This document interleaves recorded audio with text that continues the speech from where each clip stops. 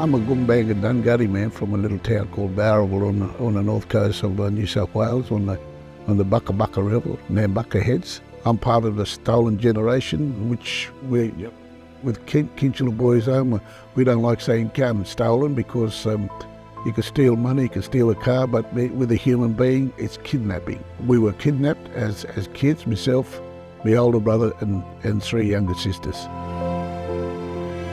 We was a loving family, you know. We our father and mother always stuck together. With mum and dad, we was always together.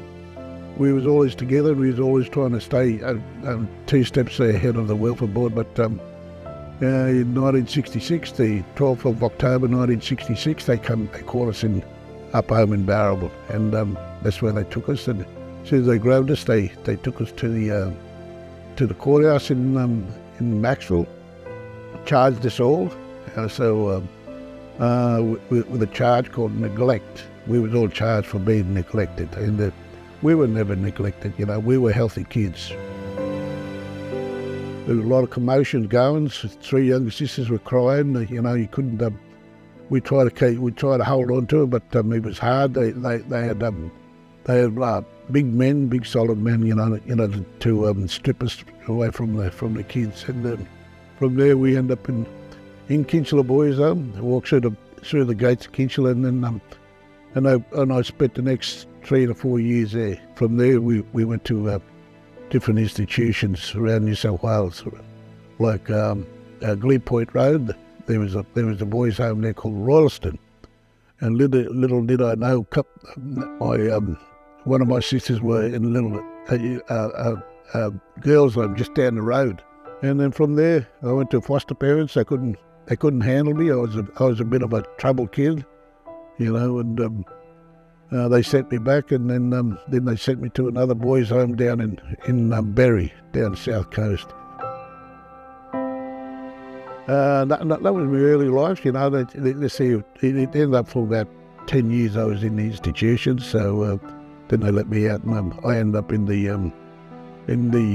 empties in Redfern, in a place called The Block, Redfern. So ended up there in the first, you know, on the drugs, alcohol, you know, and doing my own thing, you know, trying to be in a straight line. But with my mates there, we was always in that suicide journey, and it was a hard journey back then. So, but we was only we was in our teens, late teens, going into our 20s, and that, you know. So, but I got sick of that, you know. I slowly tried to get off the drugs. I finally got off the drugs, and I started working then. What they done to us in the boys' home was gave us a good work ethic. We knew how to work because they used to bash us if we didn't do anything, or whip us, and you know, chain us up and tie us up and do whatever they like, you know. So. And this is the sort of thing they put it. But a lot of other things they did in the boys' home, they never taught us how to respect people, never taught us how to love people. Every time we get in trouble, they used to line us up. They used to line us up in the boys' home, and we used to walk down a straight line for about 70 people, 70 other boys, and they used to build, you know, each one of them used to bash, punch, kick, bite, and do whatever they liked to us, you know. And if they didn't do it, they'd walk down the lane. Another punishment was used to strip us, put us in the swamp and leave us there overnight. There's an actual chain still embedded in the tree at the moment. 2.5 links to the chain. They used to chain us up there, and they did the same thing to us, whether it was physically, mentally. And that was the life I lived in my early life, you know. They took my childhood. They took my innocence, took everything away from me, you know, but couldn't take my memory. So, and they couldn't make us cry. They didn't like us.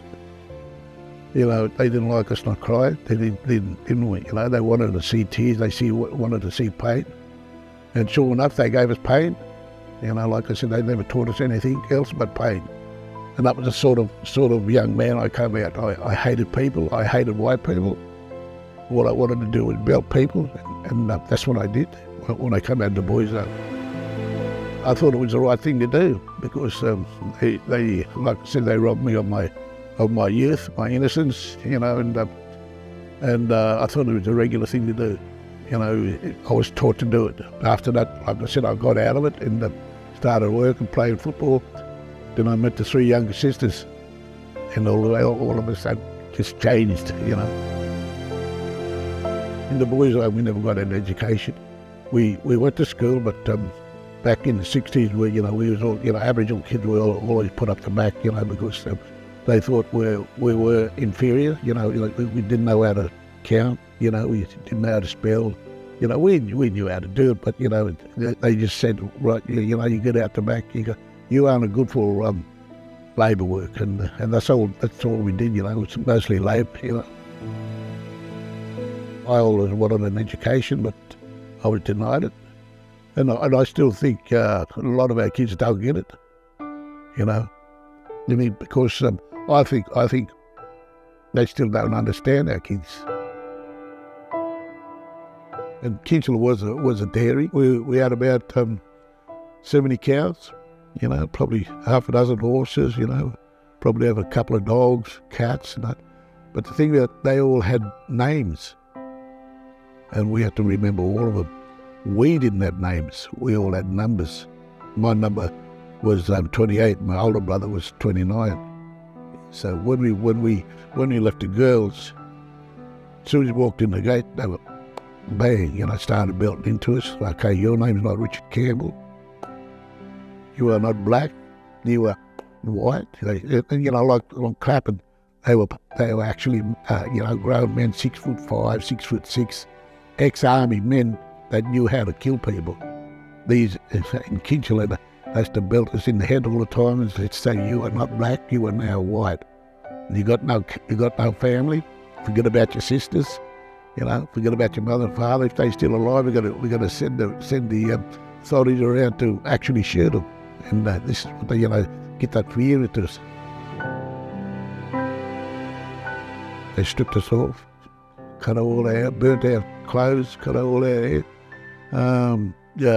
washed us through, and actually threw all this white stuff all over us. And we had to stay with that white stuff for about 3 or 4 days, and being a black fellow or a Gumbang, a Dungutty man, see, I connected.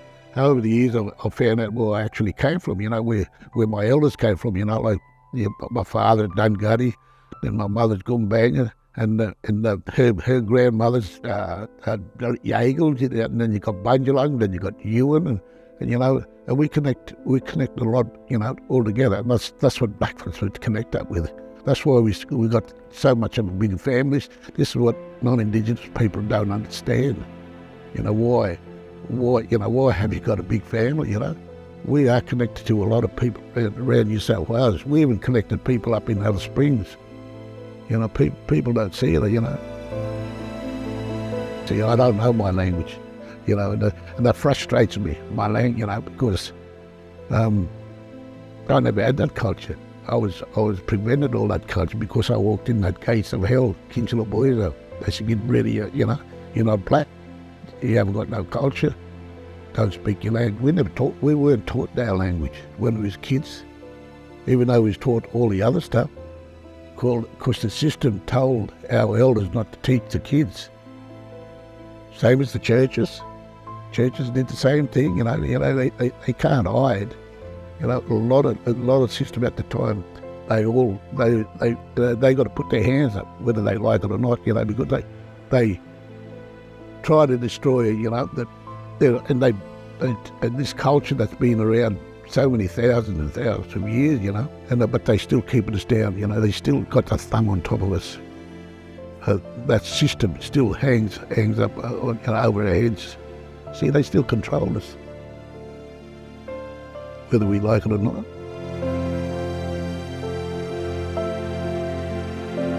I'm supposed to be an elder. I don't class myself as an elder. Like Kinchela. As a Kinchela boys, we were prevented to do all that stuff. The only sort of culture I get is hanging around my mob, paint, That's the sort of culture I do. I'd rather speak my language. I used to dance, but my father threw spears at me because I broke his favourite boomerang. It was an accident. It's our kids. I'm worried about our kids, you know. Our kids don't respect our elders anymore. It's because of alcohol and drugs. And that education, they think they're getting educated, but the teachers still don't understand our kids, you know, and I think the teachers need more education on cultural aspects of who they're going to come up against, you know. Any kids from kindergarten all the way up to year 12. But they need to respect our kids more and involve our elders, you know. Even involve family in there, you know. Bring them in. You know, white people beat us in our own backyard, so we can, you know, we got to beat them. The only way to do it is you know, with their education. It's the best way to do it. Beat them in their own backyard.